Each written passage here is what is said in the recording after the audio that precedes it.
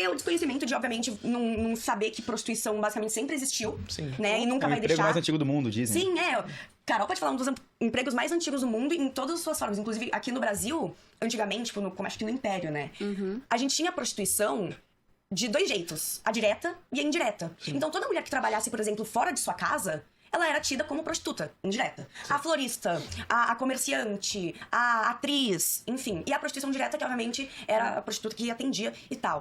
Inclusive, isso tinha uma categoria médica que esse tipo de profissão chamava de prostituição clandestina. Olha, é muito bom, assim. Entendi. Você vê, né? Mas é bem isso aí mesmo.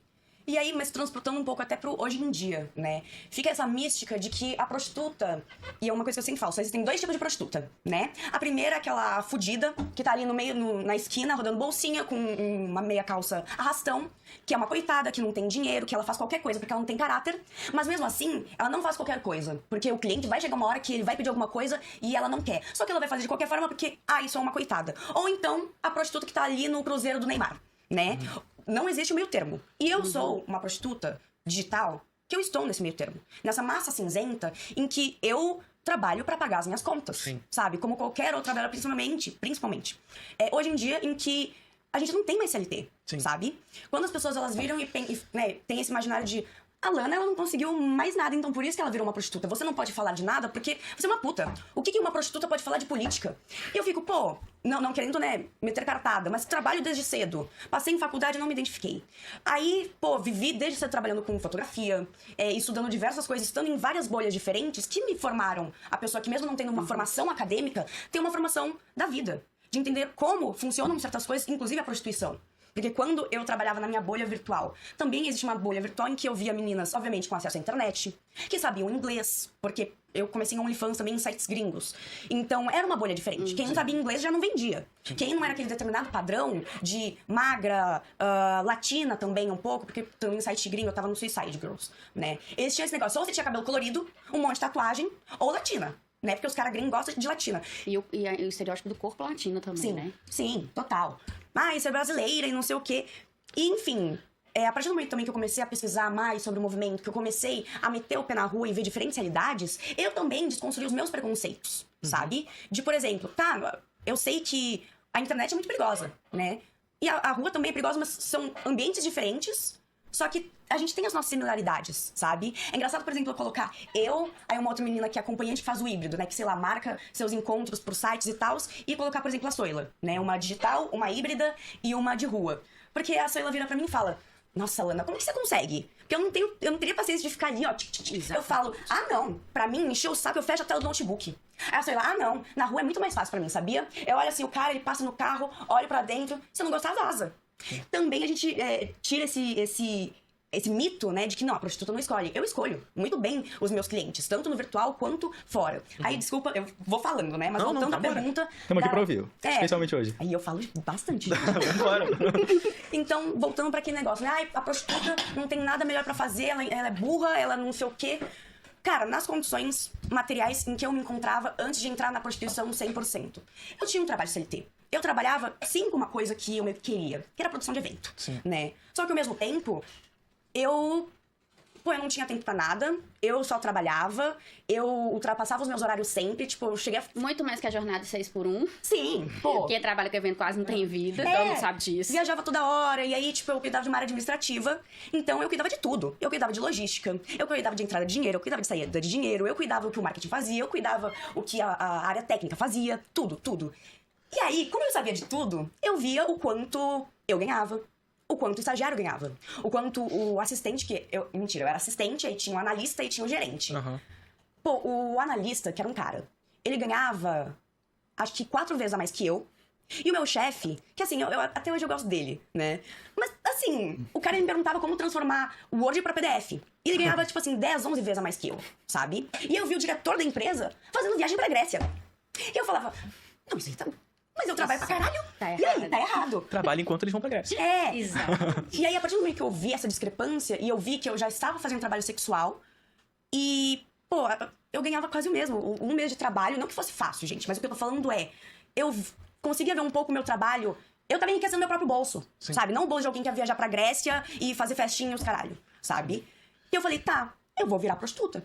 Então, assim, na década de 70, diferente nos Estados Unidos, que estava vivenciando as guerras sexuais, chamadas sex wars, né? Pós-revolução sexual. Pós-revolução sexual, a gente estava vivendo ditadura. Sim. Aqui era outro rolê. E, assim, a repressão da prostituição já começou desde a época da Era Vargas, que a Era Vargas foi, assim, avassaladora, assim, tiveram vários tipos de protocolos e etc. E até hoje a gente tem a contravenção penal de vadiagem que data dessa época. Que é data dessa época. E foi usada também na época da ditadura, né? Então, assim... tem várias dessas questões históricas que é completamente diferente dos Estados Unidos. Exatamente. Igual lembra também outro filme que inclusive foi estreado com a Demi Moore, que foi inclusive maior polêmica na época, que foi o Striptease. Striptease, sim. Gente, eu assisti também. Eu já mas eu acho, olha, eu já tinha a tendência. Então, eu assistia, eu lembro disso assim, assistindo com meu avô, assim, minha mãe disse, meu Deus, você vai estar botando menina. Aí meu avô falava, ela já tá entendendo as coisas já, tipo assim. Inclusive, lá em casa sempre foi muito aberto. Por exemplo, minha mãe começou a falar de sexo a gente por causa de Mamonas Assassinas, que ela falou, olha, você não vai ficar cantando esse negócio sem entender, né? Então, assim, deixa eu te explicar o que você tá cantando, que é o que todo mundo devia fazer, né?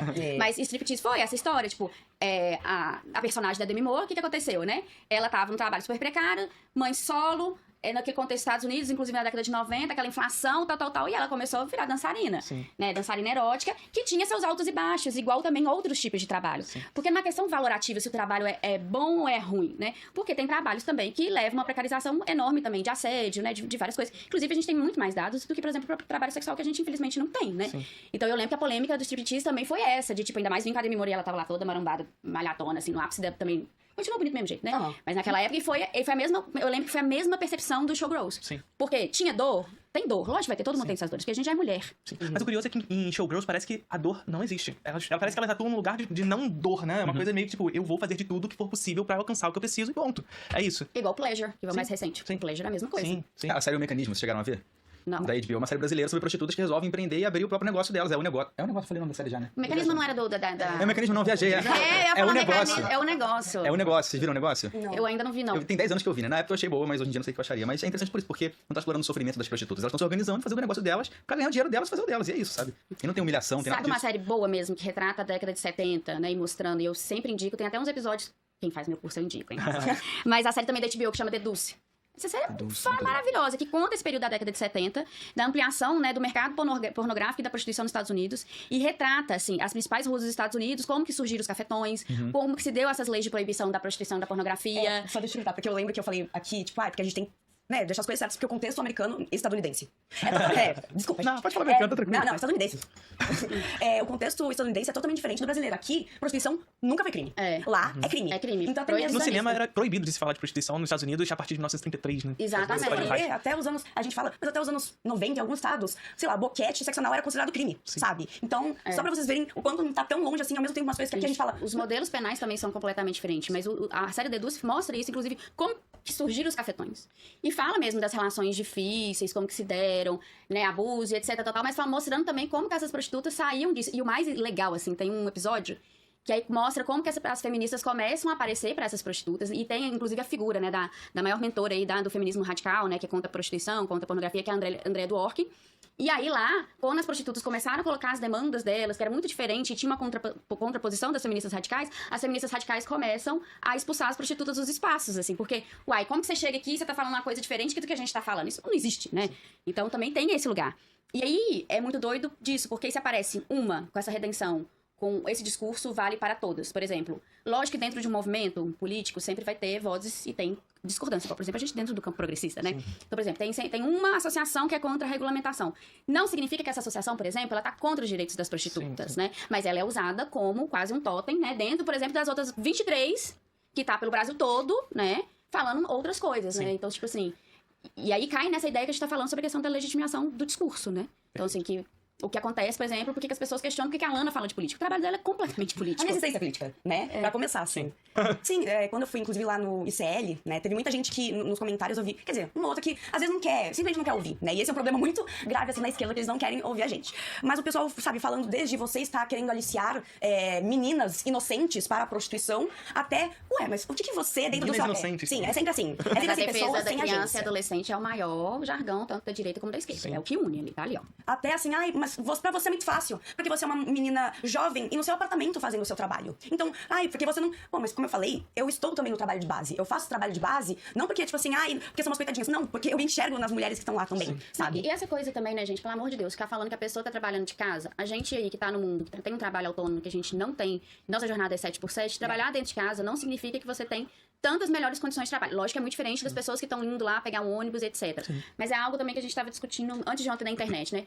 Muitas mulheres trabalhando online, né, de forma digital, também têm certas violências que são muito danosas. Por exemplo, ex-companheiros que até então estavam ali apoiando o seu trabalho. E aí você tem um atrito, um relacionamento ruim. Essa pessoa é completamente dependente da sua renda, aí consegue tirar uns prints, depois faz chantagem emocional, quer a guarda das crianças pra conseguir uma pensão, e etc. Ou usa pra extorsão, pra fazer sexo obrigatório, né, no caso, estupro, né, e etc. Então, assim, isso também recai outros tipos de violência física e etc, que muitas vezes a gente não tem controle. Sim. Ou, por exemplo, a pessoa consegue hackear seus dados, você pega absolutamente tudo dessa pessoa que tá trabalhando online, faz uma limpa completa. Então, tipo assim... Sem falar que a gente também tá à mercê dos termos e condições dessas plataformas. Exatamente. Né? E de um país também que ainda a gente não tem regulação das redes. Sim. E de nada. Tipo assim, eu sempre leio todos os termos e condições de todos os sites que eu entro, porque, por exemplo, tem carteiras virtuais que todo mundo usa. Eu não posso usar, porque eles não aceitam transferência de site mais 18. Tanto site de aposta, quanto site de conteúdo sexual, adulto, né? Porque adulto pode ser tanto conteúdo violento, quanto gore, quanto sexual. E aí, acho que faz 2 semanas antes de eu viajar pro Rio de Janeiro. Inclusive, em um dos grupos que eu tenho com meninas que são lá do Rio Grande do Sul, uma menina veio e falou assim, porque eu uso tal carteira. Eu falei, então, você leu os termos? Porque você tá falando que não pode e tal, porque eu já vi menina que perdeu o acesso à carteira com dinheiro lá dentro. Sim. E ela, não, mas nunca aconteceu comigo, eu tô usando 5 anos. Na semana seguinte, a menina, então, aconteceu. É tipo aquele meme do Bolsonaro, não vou pegar meu celular. Pegaram meu celular. E aí, Bom pra caralho. daí a menina virou e falou assim, gente, só queria falar uma coisa, porque é muito triste, sabe, o dinheiro e não sei o que, papá. E é isso, a carteira, ela vai lá, te exclui, como se você não fosse um nada, e fica com o teu dinheiro.